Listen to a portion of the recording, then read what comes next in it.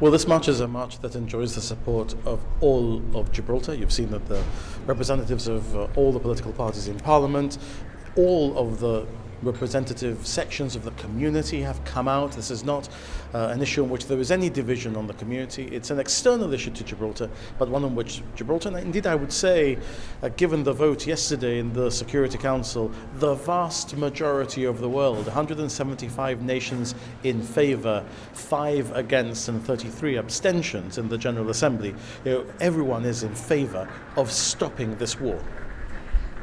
You mentioned unity, and yet we've had press releases between the political parties, sort of moral equivalence. If you do it, have I done it? Have you done it?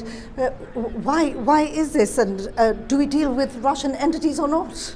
I think it's unfortunate that one particular political party has sought to raise party political issues, alleging that the issue is one of transparency and accountability. The government has been doing since this issue began, and it was obvious that we had things, even within the very limited power of the administration of the government of Gibraltar, there were things we could do. We could act to seek to assist in the extraction of Gibraltarians who were in Ukraine with their families. We have one, thank God, returning to Gibraltar this evening. I hope another will be returning in coming days, and other Ukrainian family members of people in Gibraltar coming to Gibraltar, and others from Ukraine that we will hope to be able to give safe sanctuary to in Gibraltar. The government has acted in other ways, in ways of showing solidarity, whether it's on postal issues, whether it's in lighting the castle, whether it's in joining the international sanctions regime and going that little bit further in the area in which we can, because as a port, Gibraltar is geopolitically important, and we've taken steps which are even beyond the steps being taken by other nations, by banning not just Russian ships or ships owned by Russians, even banning ships which are neither owned by Russians or Russians, but which have a Russian destination port. And all of that, I think, is what the government needs to do. One entity has decided to issue a press release and to call on the government to say that in the personal dealings as professionals of those who form the government, we haven't had any dealings with people who are what are referred to as Putin oligarchs. Well, I'm very happy to confirm that we haven't had dealings with Putin oligarchs. But we also have to be very clear that this war is the war of the Russian government, not the war of the Russian people. And there are many Russians who are against this war. And what we mustn't do is create animosity against the Russian people. We must ensure that we have taken the steps that we need to take to try and counter the Russian government. And in the context of dealing with those who have relationships with the Russian government, well, let everyone look at their own conscience and see whether they've had dealings with such persons, or indeed with persons who are involved in the international arms trade. I've been able to say, well, look, I've been asked to confirm whether or not I have such dealings. I haven't had such dealings. Neither have any of my members of parliament. That others now confirm that position too.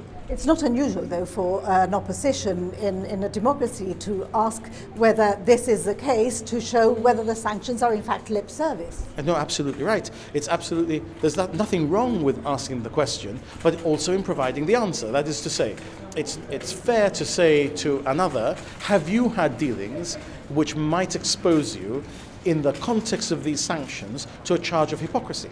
And it's perfectly proper for those of us who are in the administration to answer that question and say, I'm very happy to tell you, I have never been involved in dealing with anyone who is a Putin oligarch. And for us also from government to ask our fellow parliamentarians, do you have any exposure to what are called Putin oligarchs, or indeed to the wider arms trade in the world, which is what's fueling this sort of war?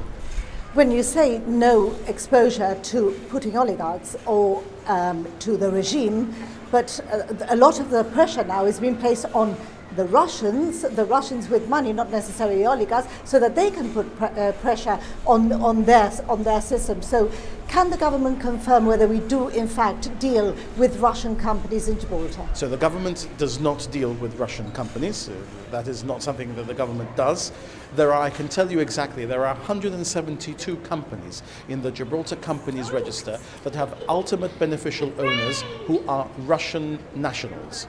That means that there are trust and company managers in Gibraltar who have clients who are Russians. That doesn't mean that they are Russians who are subject to sanctions. And the prohibition against dealing with Russians is against Russians who are subject to sanctions, either by the United Kingdom or by the European Union, because those are the sanctions that are now the Gibraltar sanctions. sanctions because our law makes those sanctions the Gibraltar sanctions.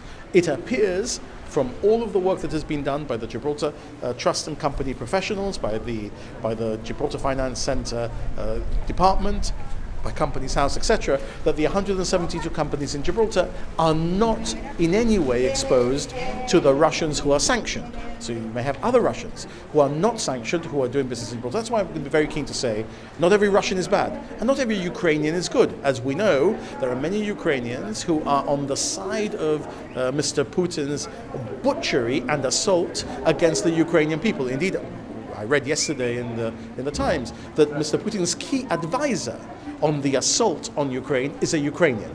So we need to know who we are dealing with. We need to look beyond the prejudice of nationality, and we need to deal with the good guys, not the bad guys.